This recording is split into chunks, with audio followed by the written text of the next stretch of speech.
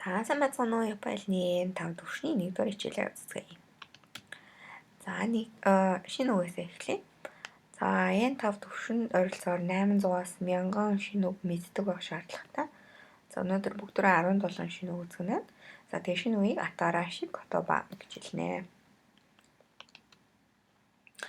За ваташи би, аната та, хито хүн, ката за муу адилхан хүн гэхдээ хүн тэтгсэн хэлбэр дээр ханаатай. Сан хүний нэрний ард орох залхуур, чан хүүхдийн нэрний ард орох залхуур. За Японд хүний нэрний ард заавал сан гэж хэлдэг те. Тэгээ хүүхдийн нэрний ард чан гэж хэлэх нь. За тэгээ энэ маань ихэвчлэн эмэгтэй хүүхдийн нэрний ард чан гэж хэлдэг. За эрэгтэй хүүхдийг бас күн гэж хэлж болно. За жин яс хүнсийг илэрхийлэх залхуур гэж юм те. За чи Америка жин Америк хүн гэж хэлэх юм бол Америка хито гэж хэлэхгүй Америка жин гэж хэлэх нь те. За сенсей багш за мөн эмч гэж байна. Кёши за мөн багш за мэргэжил ажил хийж байна те. За тэрийн хоёр багш юугаар ялгаатай гэхээр сенсей гэдэг маань илүү хандаж хэлэхдээ одоо жишээ багшаа гэдэг одоо өөрийгөө биш өөр хүн эмч багш одоо тийм хүмүүсийг дуудахтаа хэлдэг үг гэх юм уу. За тэгээ энэ маань илүү хүндэтгсэн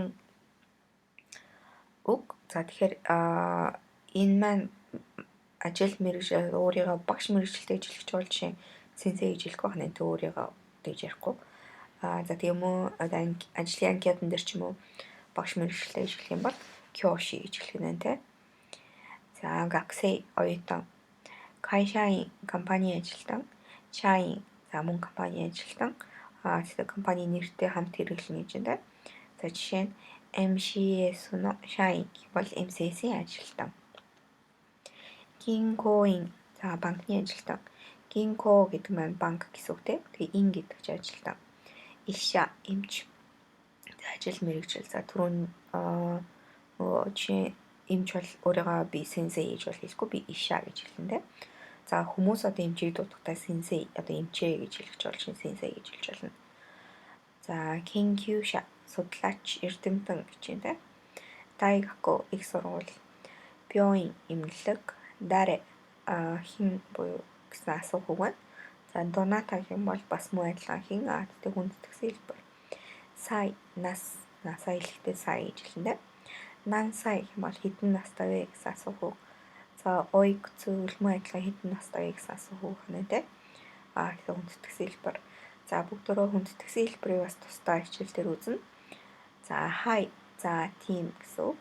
Ие гэх юм бол үгүй биш гэсэн үгс гэсэн үг байна те. За дөрмийн тайлбар. За өнөөдөр бүгдөө дөрвөн энгийн дүрм үзнэ. За технийх нь фа нөхцөл болон дэс төгсгөл гэж юм те. За энэ маань уг нь хаа үсэг те. Тэгээ нөхцөл хэлбэрээр орж явахдаа ва гэж уншигддаг байгаа шүү. За ва нөхцөл нь өгүүлбэрийн өгүүлэгтүүнийг тодтогдог монгол хэлний энэ болон болтой утгууд гэж байна. За дэсэн нэр үгтэй нийлж өгүүлбэрт өгүүлбэрний үүрэг гүйцэтгэх нэ.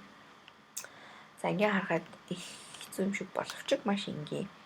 За нэр үг 1, ва нэр үг 2 дэс гэж юм дээ. За ваташи ва майку дэс.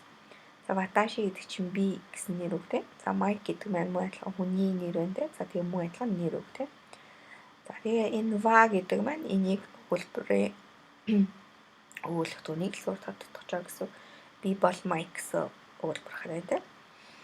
За тэгээд өгүүлбэрийн өгүүлэгтүүн гэдэг чинь ерөнхийдөө энэ өгүүлбэр яг хиний талаар юуны тухай яригдчих байна. Өгүүлбэрийн хамгийн гол зүйл нь юу вэ гэдгийг илэрхийлж байгаа гэсэн үг тийм.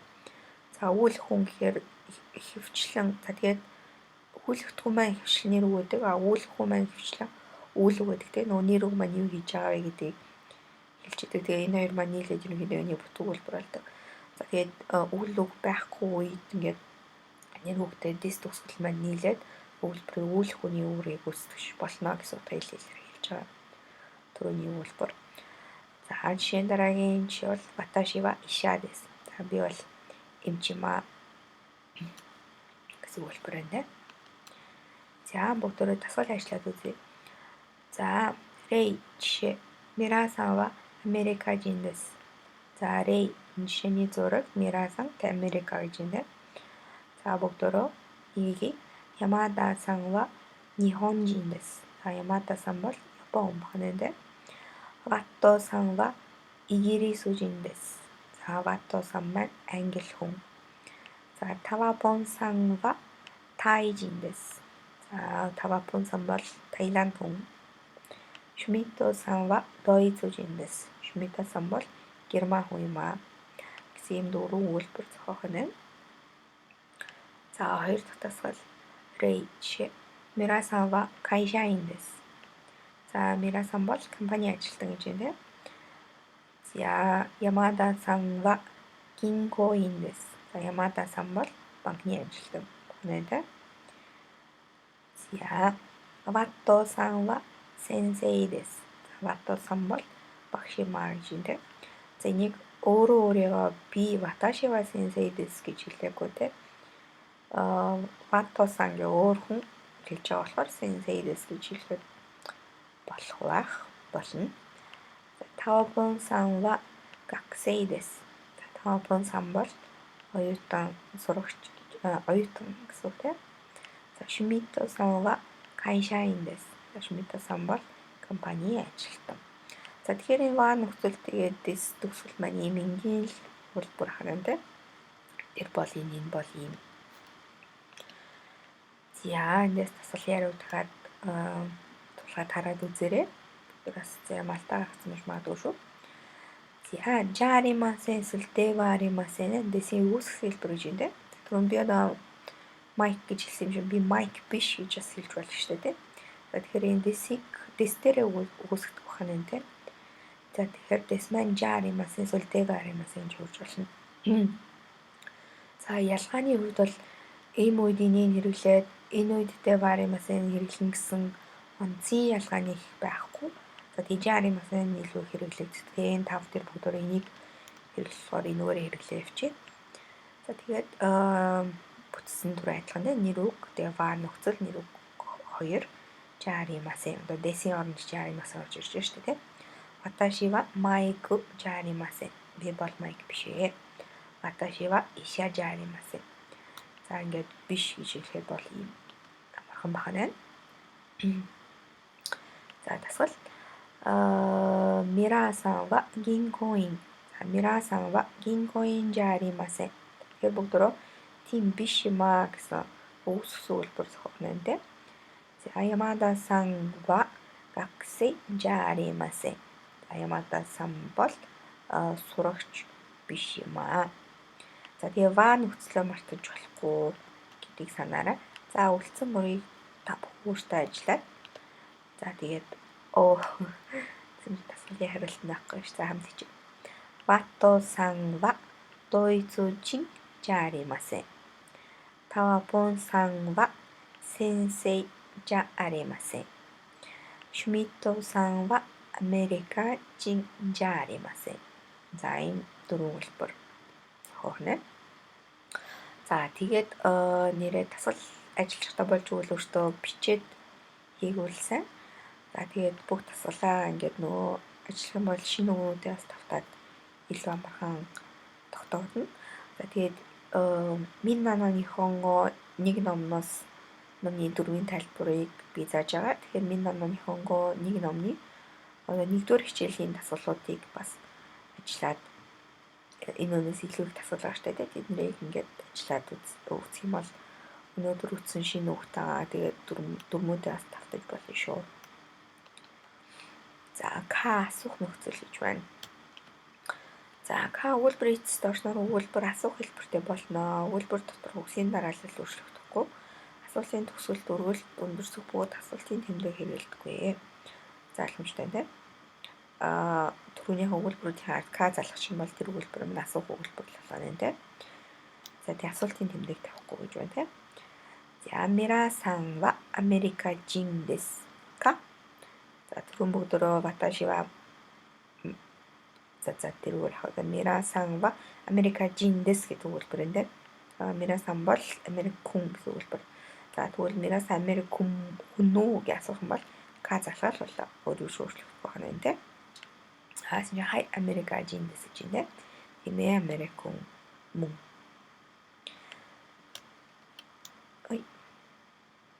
Тэгээд Hi America Jin гэд дуусгаж болохгүй, заавал өгүүлбэрээ this гэж дуусгах ёстой.